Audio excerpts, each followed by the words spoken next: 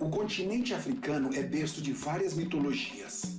Uma delas é a Iorubá, de onde origina o culto aos ancestrais, regido pelos orixás.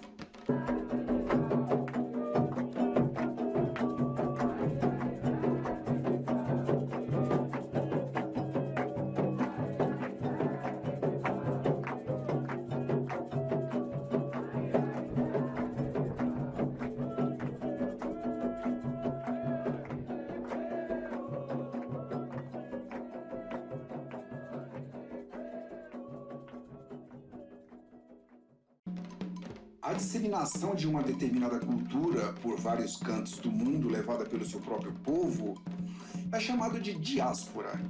Neste caso, se caracterizou a diáspora religiosa africana.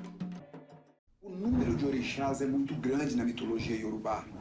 Conheça agora alguns dos mais importantes e mais cultuados no Brasil e suas características. Alguns aspectos diferem de região para região ou até mesmo de um estado para o outro.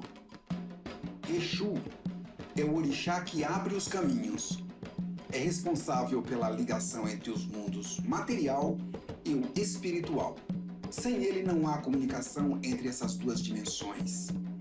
Ele é protetor, é relacionado à prosperidade, à fartura, aos negócios e à fertilidade. Sua personalidade é atrevida e agressiva.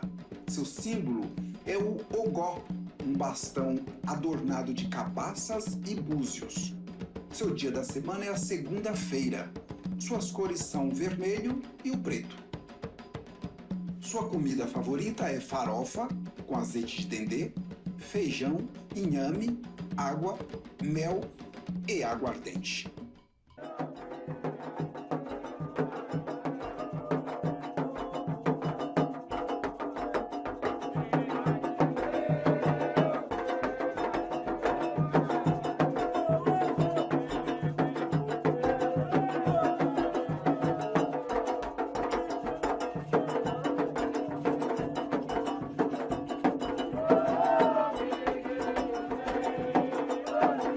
No Brasil, aconteceu um fenômeno chamado sincretismo religioso. Isso se dá quando aspectos de uma religião se fundem a outros credos. Durante muito tempo, os africanos escravizados, a partir do século XVI, tiveram que esconder seus cultos, uma vez que eles eram proibidos, pois o catolicismo era a única religião aceita pelos colonizadores. Já que não podia praticar sua religião, adorar sua ancestralidade, a criatividade superou esse problema. Eles enfeitavam seus altares com os santos católicos. O sincretismo religioso é uma das formas de resistência à escravidão no Brasil.